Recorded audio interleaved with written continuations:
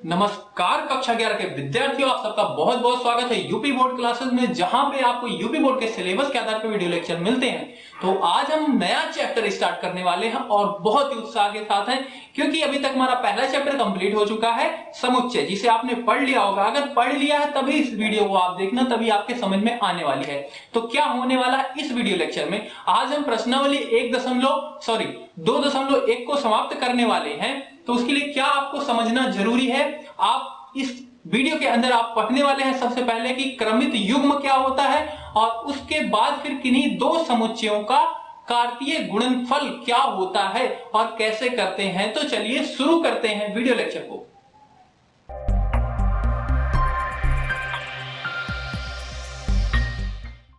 सबसे पहली चीज है आपका क्रमित युग्म, ऑर्डर्ड पेयर कहते हैं अंग्रेजी में। इसका मतलब क्या है? इसका मतलब है आपके पास कोई दो समुच्चय दिए गए हैं, ए और बी, ठीक है। तो इनके जो अवयव है ना, उनके बीच में कुछ संबंध बना के एक पेयर के रूप में लिखने को ही बोला गया है क्रमित युग्म। तो यहां पे देखो, जैसे मैंने पहले वाले का ए का पहला अवयव लिया है, उसका बी वाले के पहले अवयव के साथ संबंध बताया और उसको इस ब्रैकेट के अंदर लिखा है, तो इसी को बोला गया है क्रमित युग्म, ऑर्डर्ड पेयर, ठीक है। अच्छा, इसी तरीके से दूसरा आप इस तरीके से भी बना सकते हो, कोई जरूरी नहीं है कि पहले वाला पहले वाले के साथ हो। जैसे पहले वाले का दूसरा अवयव लिया है, दूसरे वाले के तीसरे के साथ क्रमित युग्म बनाया गया है, ठीक है। तो कैसे भी बनाया जा सकता है, पहले का दूसरे के साथ, दूसरे का पहले के साथ, कैसे भी आप लिख सकते हो। इसी चीज को बोला गया है क्रमित युग्म, ठीक है।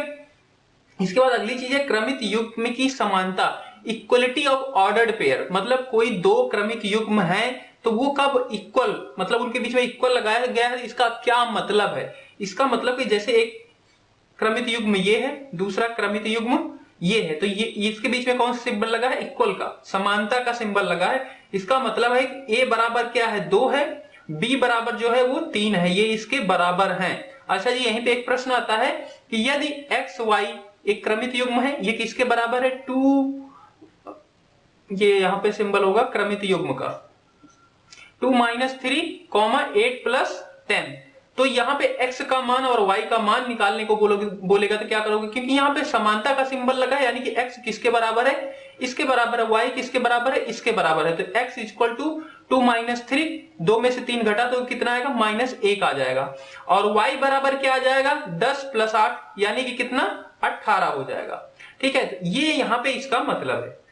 समुच्चयों का कार्तीय गुणन क्या होता है? Cartesian product of set. कोई दो समुच्चय दिए गए होंगे, उनका आपको क्या करना होता है? गुणन करना होता है। उसी चीज को बोला गया कार्तीय गुणनफल, ठीक है। कार्तीय गुणन करना होता है। तो इसमें क्या होता है, आपके पास कोई दो अरिक्त समुच्चय होगा। अरिक्त का मतलब समझ रहे हो ना, जिसमें कोई भी अवयव होगा कम से कम, ये है, ठीक है। मतलब 0 अवयव नहीं होना चाहिए। वैसे दो समुच्चय होंगे, तब उन्हें ए और बी का कार्तीय गुणनफल a गुणे b द्वारा दर्शाया जाता है। कैसे? उसका क्या मतलब है? a गुणा b बराबर क्या होता है? उनके अवयव को इस रूप में लिखा जाता है, ठीक है। और जहां पे x होता है कौन से समुच्चय का? a का सदस्य होता है, y होता है b के समुच्चय का सदस्य, ठीक है। अब यहाँ पे एक उदाहरण लिया है मैंने, a लिया है जिसमें क्या है? 3 अवयव है, 1 2 3। b क्या है? 1, a और b 2 अवयव हैं, उनका क्या किया गया है? कार्तीय प्रोडक्ट किया गया, कार्टेशियन प्रोडक्ट किया गया, कार्तीय गुणन। तो a क्रॉस b बराबर क्या लिखा गया? x और y के रूप में, इस रूप में लिखना है। तो और x क्या होगा आपका? a का सदस्य होगा, तो पहले का पहला अवयव लिखा है a का, फिर दूसरा y क्या होता था? b वाले का सदस्य होता, तो b वाले का सदस्य लिख दिया।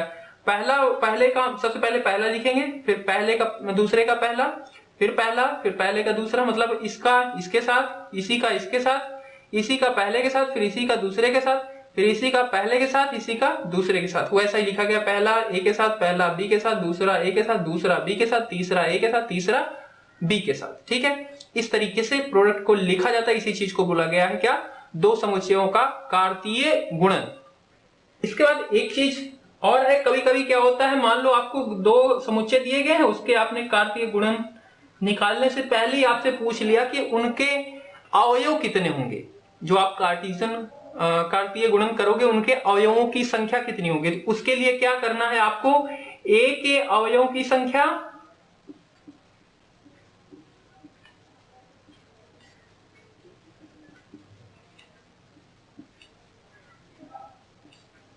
गुणा कर देना है बी के अवयवों की संख्या से।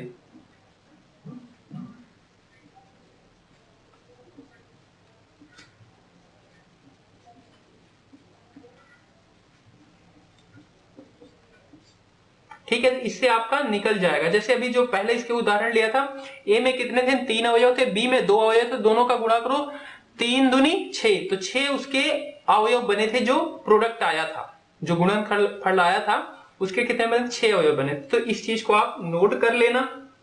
अच्छा जी, मैं बोलूं जो ये आया है ए क्रॉस बी, इसका जो कार्टेशियन गुणन आया है, इसके उप समुच्चय की संख्या पूछी जाए तब क्या करोगे। उप समुच्चय का फॉर्मूला क्या था, याद है आपको, पहले ही प्रश्नावली में और पहले चैप्टर में आपने पढ़ा है सेट के अंदर कि उप समुच्चय क्या होता था, उसमें 2 की पावर n कर देते थे। n क्या होता था, उस समुच्चय के अवयव की संख्या।